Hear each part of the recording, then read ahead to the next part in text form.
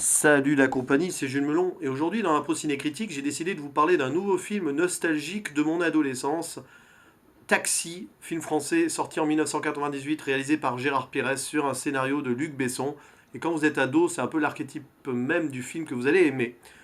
L'histoire est plutôt simple, mais bien trouvée quand même. C'est un chauffeur de taxi, Daniel, un peu hors la loi, qui va trop vite, qui grille tous les codes, toutes les règles du code de la route qu'il peut, qui un beau jour, qui déteste la police et tout, qui s'en amuse d'ailleurs, un beau jour décide de prendre, malgré lui, un policier lors d'une course. Il croit que c'est un réparateur d'ordinateur. Voilà, le policier joué par Frédéric Diffenthal, un policier un peu loser qui rate tout ce qu'il fait et qui aimerait réaliser un bon coup pour draguer une collègue allemande. Et ben paf, il saute sur l'occasion pour, au lieu d'arrêter Daniel, le chauffeur de taxi, il décide de l'utiliser afin d'arrêter, de coffrer un gang de malfaiteurs allemands, voleurs de banque, qui roulent en Mercedes, qui roulent vite, et du coup il se dit, oh bah toi tu t'y connais en mécanique, tu vas m'aider. À partir de là, c'est de la comédie pure, hein. C'est une comédie policière, un peu thriller, mais ouais, le côté enquête est très très très mis de côté quand même. Ce film est très rythmé, c'est aussi son but, c'est voilà, un taxi qui va vite. Et on s'y attache, voilà, en le revoyant, bon, c'est sûr que c'est un peu compliqué d'apprécier comme avant. Mais voilà, on s'attache au personnage de Frédéric Diffenthal, un peu loser, qui fait de la peine, avec sa maman aussi. À un moment, il y aura leur appart qui explose, il leur arrive tous les malheurs du monde. Et en face, vous avez donc Samina Seri, plutôt drôle, et qui joue bien son rôle de chauffeur un petit peu tête baissée, avec les débuts plus ou moins, enfin du moins la reconnaissance, les débuts de la reconnaissance d'une certaine Marion Cotillard qui joue la copine de Daniel, de Samina Seri dans le film, avec sa gouache, la petite gouache intéressante, une sorte d'ironie des choses. Et c'est intéressant de voir Marion Cotillard là, avec le recul, alors qu'elle n'était pas connue, et un peu à ses débuts, puisqu'après, vous savez ce qu'elle est devenue quand même, hein. Elle n'est pas morte que bêtement dans Batman, elle a aussi eu un Oscar, hein.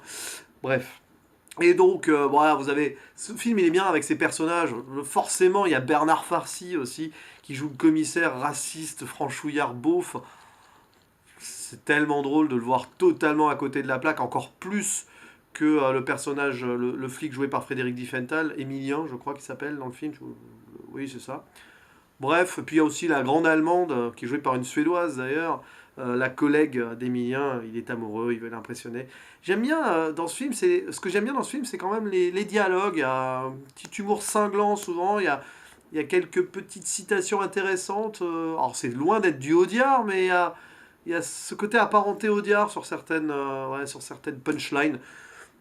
Voilà, ça fait mouche. Et puis c'est un film voilà, qui a du rythme, qui fait plaisir à voir quand même si on décroche un peu sur la fin, parce que c'est, voilà, au bout de 90 minutes, un peu plus de 90 minutes de film quand même, bon, on a fait le tour.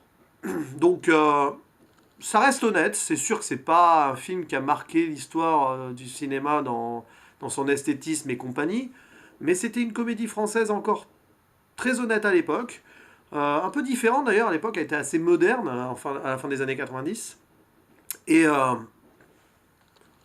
voilà, c'est toujours sympa de revoir ces films qui ont marqué quelque part un pan de votre vie.